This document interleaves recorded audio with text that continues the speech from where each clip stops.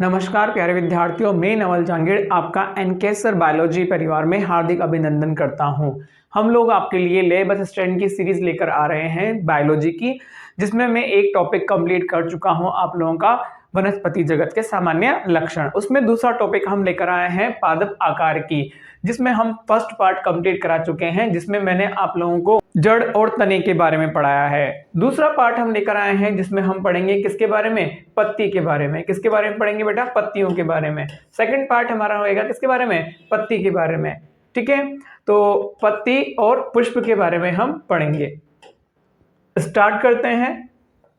देखिए इधर पत्ती, यह पर्ण सामान्यतः चौड़ी पार्श्वीय संरचना होती है। पर्ण कैसी होती है, सामान्यतः देखो चौड़ी और पार्श्वीय संरचना होती है, जो स्तंभ पर लगी होती है। कहाँ लगी होती है, तने पर लगी होती है।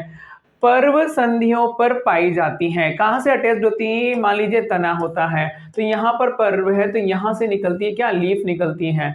यह मुख्य रूप से भोजन बनाने तथा प्रकाश संश्लेषण का कार्य करती है। किसका कार्य करती है, भोजन बनाने व प्रकाश संश्लेषण का कार्य करती है।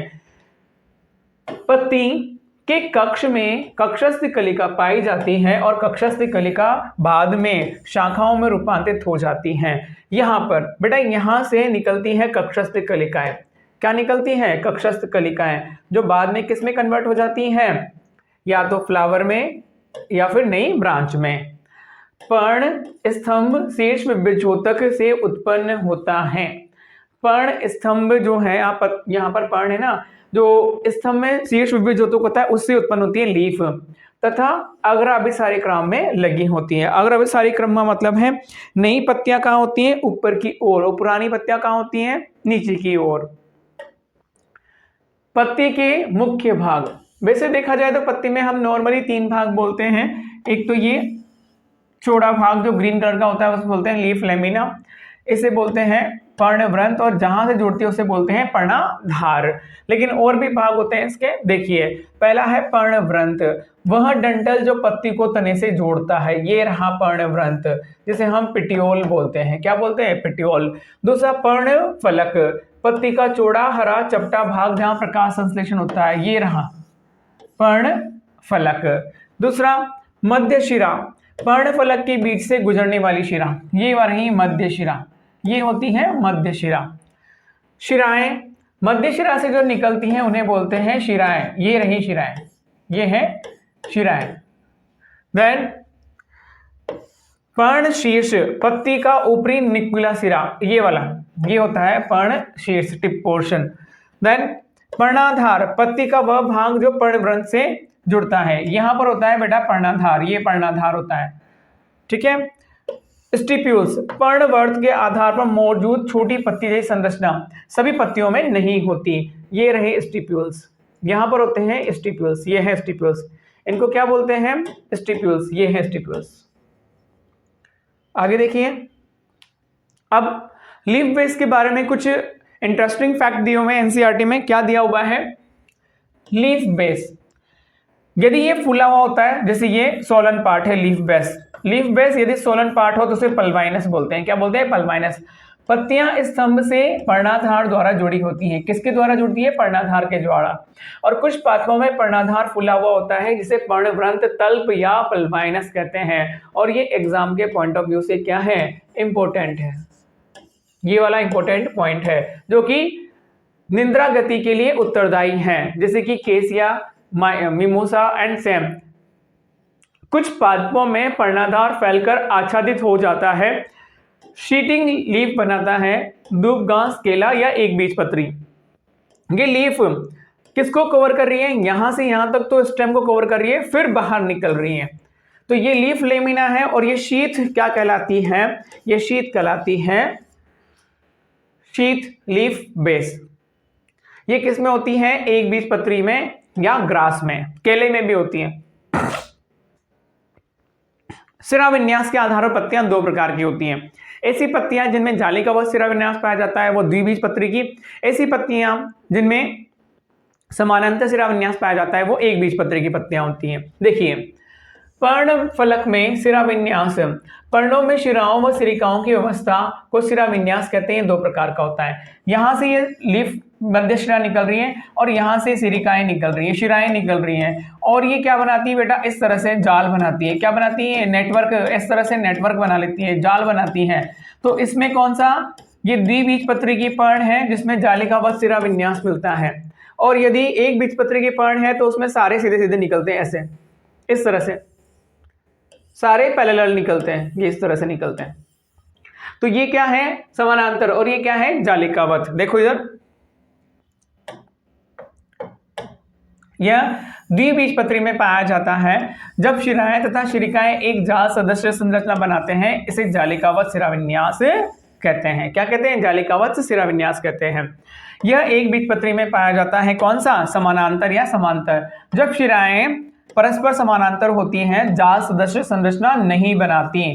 बेटा इस बार क्वेश्चन जो बनेंगे ना आप लोगों के, वो थ्योरी बेसिस पे बनेंगे, तो ये इस तरह से थ्योरी में आ सकते हैं और कथन कांड में पूछ सकते हैं। इसे समानांतर शिराविन्यास, इनमें जालिका शिराविन्यास नहीं होता। तो आप लोगों को हमेशा कभी भी याद रखना है कि कौन सा पौधा एक बीजपत्री है, कौन सा द्विबीजपत्री है। तो रट्टाफिकेशन नहीं करना है, ओनली पत्तियां देख लेना। उससे बोलना किसी भी, कोई भी नाम लेना कि किसी भी पौधे के बारे में कि कौन सा एक बीजपत्री द्विबीजपत्री है, तुम बस उनसे बोलो कि मुझे पत्ती ला के बता दे, या बिना पत्ती के आप बता दोगे। जैसे मैं यहाँ बता रहा हूँ आप लोगों को कि एक बीजपत्री में इस तरह का शिराविन्यास होता है और द्विबीजपत्री में जालिकावत। अब आम, नीम, अमरूद, अंगूर, टमाटर, गाजर एंड आलू, ये सब की पत्तियां जालिकावत होती हैं। लेकिन ग्रास, केला, गन्ना, मक्का, गेहूं, चावल, उनमें इस तरह का शिराविन्यास मिलता है बेटा, इस तरह का शिराविन्यास। तो ये सारी क्या है आप लोगों की? एक बीजपत्री। अब आप लोगों के पूरे फ्लावर ले लो, जैसे कि सूरजमुखी, देन उसके बाद में आप लोगों का गुलाब का पौधा ले लो, गेंदे का पौधा ले लो, गुड़हल का पौधा ले लो, सारे फूल वाले जो भी जिनमें जालिकावत शिराविन्यास मिलता है, तो वो सब क्या है? द्विबीजपत्री पादप है। कौन से हैं? द्विबीजपत्री। मतलब रट्टाफिकेशन नहीं, कॉन्सेप्ट क्लियर करना है आप लोगों को यहाँ पे। तो ये क्या है? द्विबीजपत्री, और ये क्या है? एक बीजपत्री। अब टाइप्स ऑफ लीव्स, पत्तियां 2 प्रकार की होती हैं, सरल पर्ण और संयुक्त पर्ण। सरल पर्ण कैसी होती है? यदि लीफ इस तरह से जा रही है और पूरा लीफ लेमिना एक ही लीफ के अंदर है, यहां पर इनके कटान बिंदु जो होते हैं वो मध्य शिरा तक नहीं पहुंचते हैं, तो इसको बोलते हैं सरल लीफ। क्या होती है? सरल लीफ। लेकिन जब लीफ इस तरह से हो, इसके कटान बिंदु कहां तक पहुंच जाए? मध्य शिरा तक पहुंच जाए, तो ये अलग अलग भाग में क्या होती है? कट जाती है। इस तरह से अलग अलग भाग में लीफ क्या होती है? कट जाती है। तो इसको हम बोलते हैं क्या आप लोगों की? इसको बोलते हैं कंपाउंड लीफ। कंपाउंड लीफ, तो कंपाउंड लीफ भी 2 टाइप की होती है। पिन्नेटली कंपाउंड, जैसे कि एक बार कटी है ये लीफ, इस तरह से एक बार यूं और यूं यूं, ये से ऐसे कट गई, तो ये इस तरह से नीम की लीफ बन जाती है एक बार। तो यहां पर ये हो गया रैचिस, और इसको बोलते हैं लीफलेट। और यदि पामेटली, एक पिटियोल से बहुत सारे पर्णफलक निकलते हैं, 5 के आसपास पर्णफलक निकलते हैं एक ही बिंदु से, तो ये क्या हो जाती है? Palmately compound leaf. ये क्या है? Pinnately compound leaf. ये एक बार फिर कट जाती है तो ये होती है, ये है मोनोपिन्नेट, फिर दूसरी बार होती है बाइपिन्नेट। जैसे कि ये तो है नीम की, बाइपिन्नेट होती है किसकी? गुलमोहर की पत्तियां। देखो इधर एग्जाम्पल के थ्रू, पिच्छाकार संयुक्त पर्ण 2 प्रकार की होती है। पिच्छाकार संयुक्त पर्ण, इस प्रकार के संयुक्त पर्ण में मध्य शिरा पिछाक्ष कही जाती है, इसको पिछाक्ष बोलते हैं। मध्य शिरा क्या हो गई? पिछाक्ष हो गई। इसके दोनों पार्श्व में पत्रक, बोला था लीफलेट, ये लीफलेट होते हैं, ये पत्रक होते हैं, ये लीफलेट, जैसे कि नीम की पत्ती लिखा हुआ है, नीम की पत्ती। दूसरा है हस्ताकार संयुक्त पर्ण। पर्ण के फलक का एक कटान फलक कोर से पर्णवृंत के शीर्ष तक होता है। कहां तक बेटा है? पर्णवृंत के शीर्ष तक होता है। और सभी पर्णक या लीफलेट पर्णवृंत के शीर्ष पर लगे होते हैं। उदाहरण सिल्क कॉटन, मल्टीफोलिएट, ये रहा इस तरह से। इसमें क्या है? 5 पर्णफलक है। एग्जाम्पल क्या है इसका? Silk cotton. ये देखिए सिल्क कॉटन डायग्राम मैं आपको बता देता हूं, ये रहा, ये देखिए, ये है नीम की पत्ती, तो ये एक बार कटी है, यूनिपिन्नेट है, और ये सिल्क कॉटन है आपके सामने। जिसमें ये इस तरह से क्या निकल रहे हैं, पत्रक निकल रहे हैं, ये पत्रक निकल रहे हैं। ये सिल्क कॉटन की लीफ है बेटा, किसकी लीफ है, सिल्क कॉटन की। तो ये तो है आप लोगों की पामेटली और ये है पिन्नेटली, ये है हस्ताकार और ये है पिच्छाकार। आगे चलते हैं, सिरा विन्यास के बाद में हम आते हैं पर्ण का विन्यास। अक्ष पर पत्तियों का जो विन्यास होता है उसे बोलते हैं पर्ण विन्यास। ये 3 प्रकार का होता है, अल्टरनेट, एकांतर क्रम में, मतलब ये है अक्ष, एक लीफ इधर से निकल रही है, एक लीफ इधर से निकल रही है, एक लीफ इधर से निकल रही है, एक नोड से एक लीफ निकल रही है, लेकिन अल्टरनेट फॉर्म निकलती है तो इसको बोलते हैं अल्टरनेट। एक नोड से 2 लीफ, एक इधर एक इधर, एक इधर एक इधर, एक इधर एक इधर, तो ये बोलते हैं अपोजिट।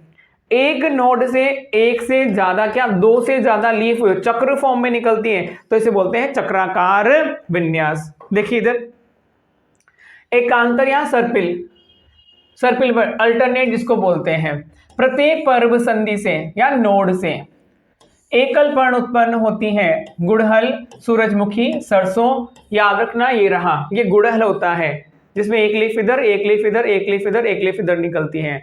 दूसरा सम्मुख पर्व संधि पर पर्ण युग्म में पाई जाती है और ये 2 प्रकार का होता है, एक तो क्रॉसित जो क्रॉस करता है और एक अध्यारोपित जो एक दूसरे के ऊपर होता है। क्रॉसित बेटा कभी ये दोनों इधर फिर इधर, ये इधर ये इधर, ये 90 डिग्री की होती है तो ये होती है आंकड़े कैलोट्रोपिस में। अध्यारोपित में मतलब इस तरह से ही जाती है, वो गवावा में होती है। किस में होती है, गवावा में। तो ये क्या है, अध्यारोपित का टाइप है और ये किसमें मिलती है, अमरूद में मिलती है। किसमें मिलती है, अमरूद में। ये रही ये डायग्राम, एक दूसरे पर क्या है, अपोजिट है। तो ये अध्यारोपित और ये क्रॉसित हो गया। अध्यारोपित किसमें मिलती है, अमरूद में। क्रॉसित मिलती है किसमें, कैलोट्रोपिस में। चक्रिक चक्र बनाती है नीरियम एंड एलेस्टोनिया में मिलती है। ये एलेस्टोनिया प्लांट होता है जिसमें इस तरह की लीफ होती है, एक ही चक्र में उपस्थित होती है। तो यहां पर हमारा ये भी कंप्लीट हुआ क्या, पर्ण विन्यास। अब पत्तियों की रूपांतरण, कुछ पत्तियां कुछ अलग काम करने के लिए रूपांतरित हो जाती हैं। देखिए कौन कौन सी है। पहली है पर्ण प्रतान, मतलब पत्तियां टेंड्रिल स्प्रिंग जैसी संरचना में बदल गई और ये किसमें होता है, मटर में। देखो ये रही मटर में, ये स्प्रिंग जैसी संरचनाएं निकल जाती है मटर के पौधे में और ये बेल वगैरह इसको ऊपर चढ़ाने में क्या होती है, हेल्पफुल होती है। कमजोर तने वाले सहारा लेकर ऊपर चढ़ने के लिए पत्तियों को धागे जैसी संरचनाओं में बदल देते हैं, जैसे कि मटर। पर्णशूल, पत्तियों पर क्या आ गए हैं, कांटे। सुरक्षा और पानी की कमी को रोकने के लिए पत्तियां कांटों में बदल जाती है, जैसे कि कैक्टस या एलोवेरा। ये कैक्टस है, इसमें ये जो हरा होता है ये तो होता है तना और जो कांटे होते हैं वो क्या होती है, पत्ती। ठीक है, तो ये दोनों मॉडिफिकेशन है हमने पढ़ा है। कीट पक्षी या घटपर्णी पत्तियां, पत्तियां इस तरह से देखो घटपर्ण बना लेती हैं, ये रहा। और इनमें क्या होता है, केमिकल भरा होता है जिसके कारण इंसेक्ट का डाइजेशन हो जाता है।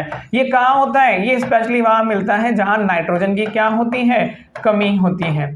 ठीक है, तो देखो नाइट्रोजन की कमी को लिखा हुआ है पूरा करने के लिए पत्तियां कीड़ों को पकड़ने के लिए घड़े या थैली जैसे आकार की संरचना में बदल जाती हैं। सल्क पत्र सेल की लीव, ये पतली सूखी और भूरे रंग की होती है जो कलियां या भूमिगत तने व प्याज की रक्षा करती हैं, जैसे कि ये रही हरे प्याज में पाई जाती है आप लोगों की पत्तियां। ठीक है, और इनमें भोजन का भी क्या होता है, संग्रहण होता है। लास्ट हमारी इसमें है पर्णाभ व्रंत। बेटा जो पर्ण है ना वो पर्ण व्रंत होता है जो पर्ण में बदल जाता है, पत्तियों का पर्ण व्रंत। देखो ये है तना और ये पर्ण व्रंत क्या हो गया, चौड़ा हो गया लीफ में, और ये रही मेन नॉर्मल लीफ निकलती है, यहां से ये मेन नॉर्मल लीफ निकल रही है। तो ये पर्ण व्रंत कैसा हो गया, ग्रीन हो गया, चपटा हो गया। देखो यहाँ पर पर्ण व्रंत चपटा होकर पत्ती के समान कार्य करता है। बबूल, अकेशिया, ऑस्ट्रेलियन बबूल में ऐसा होता है। तो यहां तक हमने लीफ पढ़ी। नेक्स्ट हम पढ़ेंगे फ्लावर, और फ्लावर के बारे में देखते हैं। देखिए क्या है, क्या देखिए इधर पुष्प, मतलब पुष्प का अरेंजमेंट कहां पर, पुष्पीय अक्ष पर। ये 2 प्रकार का होता है। पुष्पीय अक्ष पर पुष्प के लगने के क्रम को पुष्पक्रम कहते हैं। जब प्ररोह शीर्ष फूल में परिवर्तित होता है तब वह सदैव कैसा होता है, अकेला होता है। पुष्पीय अक्ष पर पुष्प के लगने के क्रम को क्या बोलते हैं, पुष्प क्रम। शीर्ष का फूल में परिवर्तित होना अथवा सतत रूप से वृद्धि करने के आधार पर पुष्प क्रम को दो प्रकार असीमाक्षी और ससीमाक्षी में बांटा गया है। कैसे होते हैं ये देखिए, ये देखिए, पहला है रेसिमोज और दूसरा है साइमोज। इस प्रकार का जो पुष्प क्रम होता है ना, इसमें मुख्य अक्ष सदा वृद्धि करता है, मतलब ऊपर की ओर यहाँ जो पुष्प है वो नहीं होता, पुष्प साइडों में होते हैं, पुष्प साइडों में होते हैं। यहाँ पर ये देखो रेसिमोज, रेसिमोज में क्या है, देखो यहाँ पर इन्होंने दिया हुआ है कि ये जो मुख्य अक्ष शीर्ष पर पुष्प नहीं होता, लेकिन ये गलत है, ठीक है, ये पुष्प नहीं है, पुष्प यहीं पर निकल रहे हैं ये, और पुराने पुष्प कहाँ है, नीचे, और नए पुष्प कहाँ है, ऊपर। तो इसको हम बोलते हैं अग्रभिसारी क्रम या एक्रोपिटल ऑर्डर में लगे होते हैं। तो मुख्य अक्ष सदा क्या होता है, वृद्धि करता रहता है। ससीमाक्षी में मुख्य अक्ष पर क्या होते हैं, पुष्पावली वृंत की वृद्धि सीमित होती है, क्योंकि मुख्य अक्ष पर क्या हो गए हैं, पुष्प आ चुके हैं, तो साइड वाली ब्रांचें बढ़ती हैं। तो यहाँ पर नया वाला फूल कहाँ आता है, नीचे की ओर, ये था पुराना और ये कैसे हो गए, नए। अब इन दोनों की कंपैरिजन में ये तो हो गया पुराना और ये हो गया क्या, नया। तो लिखा हुआ है ओल्ड फ्लावर ऊपर की ओर, न्यू फ्लावर नीचे की ओर। पुष्पावली वृंत शीर्ष पर पुष्प पाया जाता है और पुष्प तला अभिसारी क्रम में या बेसिपिटल ऑर्डर में लगे होते हैं। तो ये बेसिपिटल ऑर्डर है यहाँ पर। अब पुष्प में क्या क्या भाग होते हैं, पुष्प में 4 भाग होते हैं, जिसको हम इस तरह से बोलते हैं बाह्य दल, दल, पुंकेसर और अंडप। तो 2 तो इसके सहायक चक्र होते हैं, 2 इसके क्या होते हैं, रिप्रोडक्टिव चक्र होते हैं। तो calyx, Corolla, androecium and gynoecium बोलते हैं, इनको तो बोलते हैं सहायक चक्र, इनको बोलते हैं जनन अंग वाले भाग। तो एक पुष्प में कौन कौन से भाग होते हैं, ये देखिए, पुष्प जिस पर लगा होता है उसे बोलते हैं रिसेप्टेकल्स, और ये ग्रीन रंग के पार्ट उसे बोलते हैं सेपल्स या कैलेक्स बोलते हैं। ये कलरफुल होते हैं जिनको हम बोलते हैं पेटल या कोरोला, और ये होते हैं इसमें एंथर, एंथर एंड फिलामेंट, ये रिप्रेजेंट करते हैं मेल रिप्रोडक्टिव ऑर्गन को, स्टेमन बोलते हैं, और ये रिप्रेजेंट करता है फीमेल रिप्रोडक्टिव ऑर्गन गाइनोशियम को, जिसमें 3 पार्ट होते हैं, स्टिग्मा, ये स्टाइल, और ये सोलन पार्ट है ओवेरी, और इसके अंदर होते हैं क्या, ये ओव्यूल होते हैं जिनको हम बोलते हैं बिजार्ड। तो एक प्रारूपिक पुष्प में ये 4 भाग होते हैं जो हमने पढ़े हैं, कौन कौन से, कैलिक्स, कोरोला, एंडोशियम, गाइनोशियम, बाह्य दल, दल, पुंकेसर और अंडप। पुष्प की समिति के आधार पर 3 प्रकार की समिति पाई जाती हैं। पुष्पों को यदि इस तरह से बीच में सेंटर में से काटा जाए तो 3 प्रकार के पुष्प में मिलते हैं। पहला है हमारे पास में त्रिज्या समित या एक्टिनोमॉर्फिक या रेडियल भी बोलते हैं, मतलब इसको सेंटर में से किसी भी काट से काटा जाए तो ये बराबर हमेशा इक्वल पार्ट में बढ़ता है, तो इसे बोलते हैं एक्टिनोमॉर्फिक। पुष्प को किसी भी केंद्रीय तल से, बेटा ये इंपॉर्टेंट है, 3 प्रकार के हैं, तो इनकी थ्योरी ज्यादा इंपॉर्टेंट है, थ्योरी, इनकी थ्योरी इंपॉर्टेंट है। पुष्प को किसी भी केंद्रीय तल से लंबाई में काटने पर 2 बराबर भागों में बढ़ सकता है, तो उसे त्रिज्या सममित कहते हैं। याद रखना, एग्जाम्पल मस्टर्ड, गुड़हल, धतूरा एंड चिली। तो मस्टर्ड आप लोगों का यहाँ पर इन्होंने ये रहा मस्टर्ड, गुड़हल का यहाँ पर डायग्राम नहीं दिया हुआ, मैं बता दूंगा, ये धतूरा है और ये मिर्ची है। इसको इस तरह से काटा तब भी बराबर कटेगा, इसको इस तरह से काटा तब भी बराबर कटेगा, इसको कहीं से भी काट दो बराबर पार्ट में कटता है, इसलिए क्या बोलते हैं, एक्टिनोमॉर्फिक। तो मस्टर्ड एम, धतूरा डी एंड चिली, ठीक है, मैकडोनल्ड, ठीक है, और गुड़हल भी याद रखना। देन एक व्यास सममित या जाइगोमॉर्फिक बाइलेटरल, जिसको केवल एक ही प्लेन से काटने पर सेंटर में से वो 2 बराबर भागों में बटे, जैसे कि ये वाला इस तरह से ही काटने पर इधर और इधर बराबर भाग में पड़ता है। पुष्प को केवल एक ही तल से 2 बराबर भागों में बांटा जाता है, तो पुष्प को जाइगोमॉर्फिक कहते हैं। एग्जांपल मटर, सेम, गुलमोहर, केसिया। ये मटर है, ये गुलमोहर है जिसमें ये एक पेटल कलरफुल होता है, और ये केशिया है जिसमें 5 पेटल होते हैं, इस तरह से। तो इसे भी हम ओनली एक प्लेन से।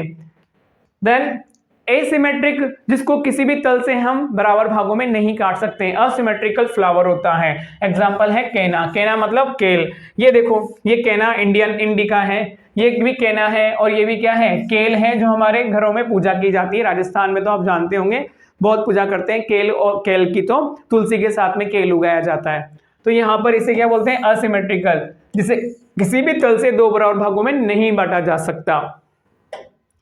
नेक्स्ट, अब किसी फ्लावर में 3, 4, 5 यदि पेटल्स हो तो उसके बेसिस पर हम बोलते हैं एक पुष्प त्रि, चतुष्टयी, पंचतयी हो सकता है यदि उसमें उपांगों की संख्या 3, 4 अथवा 5 के गुणक में हो। तो देखो इसमें 3 पेटल्स हैं, इसमें 4 पेटल्स हैं, इसमें 5 पेटल्स हैं। और कुछ कुछ पुष्प ऐसे होते हैं जिनमें सहपत्र नहीं होता, छोटी सी पर्ण होती है, कहां पर, डंठल के वहां पर। पुष्प वृंत के आधार पर छोटी छोटी पत्तियां होती हैं तो उन्हें सहपत्री कहते हैं, और जिनमें नहीं होती उन्हें असहपत्री कहते हैं, पुष्प वृंत के वहां पर।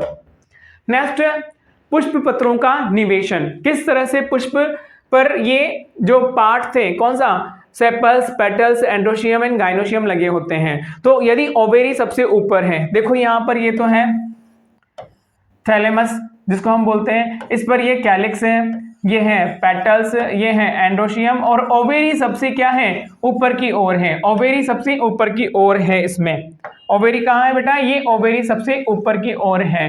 तो इस प्रकार को बोलते हैं अधोजायांगी या हाइपोगाइनस कंडीशन। जब पुंकेसर तथा दल, बाह्य दल पुष्पासन पर जायांग के नीचे लगे होते हैं, ये इंपॉर्टेंट है, थ्योरी याद रखनी है, इस बार थ्योरी से क्वेश्चन आएंगे, थ्योरी से क्वेश्चन आएंगे बेटा, ये इंपॉर्टेंट है क्या, जायांग के नीचे लगे होते हैं तो इस प्रकार के पुष्प को अधोजायांगधर या हाइपोगाइनस, इंग्लिश में याद रखना हाइपोगाइनस, हाइपो का मतलब होता है ऊपर, गाइनस का मतलब होता है ओवेरी, तो ओवेरी क्या है, ऊपर है, हाइपोगाइनस। पुष्प में इस प्रकार की स्थिति अंडाशय ऊर्ध्व होता है, उदाहरण सरसों, बैंगन एंड गुड़हल, mustard, brinjal and China rose. MCB, घरों में लगने वाला एमसीबी बॉक्स याद रखना, घरों में लगने वाला MCB box, M C and B, mustard, China rose and brinjal. दूसरा, परी जाएंगे बेटा, ये थैलेमस है ना, थैलेमस वो प्यालीनुमा हो जाता है जिसके कारण ओवेरी थोड़ी नीचे आ जाती है, ओवेरी थोड़ी नीचे आ जाती है, पूरी नीचे नहीं आती है। तो ये क्या होती है, इसके चारों तरफ हो जाती है, परी जाएंगे। पुष्पासन के केंद्र में जायांग और इसके भित्ति के किनारों पर पुष्प चक्र में लगे होते हैं। ये रहा, पुष्पासन क्या हो जाता है, प्यालीनुमा हो जाता है। तो इस अवस्था में जायांग पुष्प चक्रों की तुलना में लगभग समान ऊंचाई पर होते हैं, और अंडाशय तो हाफ ओवेरी या हाफ इंफीरियर होता है या हाफ सुपीरियर होता है, एग्जाम्पल गुलाब, पटेटो या आलू बुखारा। तो यहाँ पर ये प्यालीनुमा हो जाता है, कौन, थैलेमस, और ओवेरी ना तो पूरी तरह नीचे है और ना ही पूरी तरह ऊपर है, तो इसको बोलते हैं पेरीगाइनस। पेरी का मतलब होता है चारों ओर, चारों ओर आ जाना, ठीक है, पेरी का मतलब।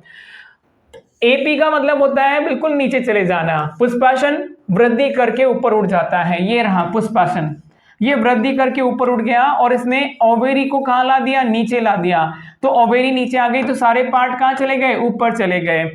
अंडाशय को पूर्णतः घेर लेता है और इसे संलयित हो जाता है, पुष्प के अन्य भाग अंडाशय के ऊपर निकल जाते हैं, इससे अंडाशय अधोवर्ती कहलाता है। यह अवस्था अधिजायांगता कहलाती है या एपीगाइनस कहलाती है। अमरूद में और कद्दू में व सूरजमुखी के अर्धपुष्पों में ये पाई जाती है।